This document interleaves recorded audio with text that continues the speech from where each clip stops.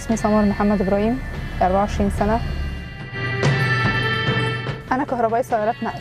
شغلانتي شغلانة مش ولا هي صعبة ولا هي سهلة. سلك الحياة لازم تشغل دماغك، لازم تكون مركز جدا في كل حاجة بتعملها. إن أنت دلوقتي ممكن سلك بسيط ممكن تشيع حاجات كتير في العربية، تشيع كنترول.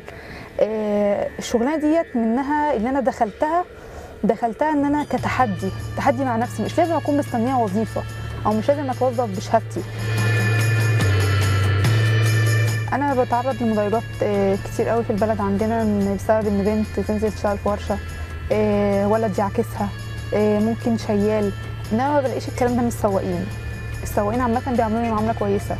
انما كاصحاب الورش او اصحاب المركز بتاع الصيانه طبعا عندهم سمر دي خط احمر، ما ينفعش انها تخش ورشه عندنا. ليه ما ينفعش تخش ورشه عندنا؟ بسبب ان انت بنت.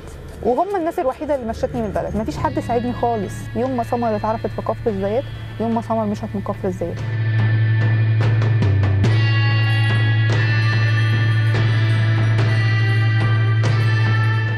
يوم ما نزلت اشتغل حبيت اشتغل في المنصوره. لقيت الناس في المنصوره ناس متعايشه، الناس حابه الوضع اللي انا فيه، بيساعدوني.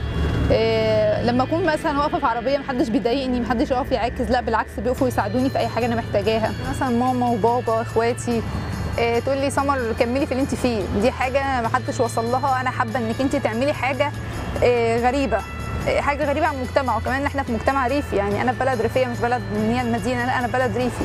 طموحي ان تكون المدارس بتاعه الصنايع يكون فيها قسم النقل التقيل، بس هو ده طموحي. اثبت نفسك، الشغل مش هيضيع في حد عندك.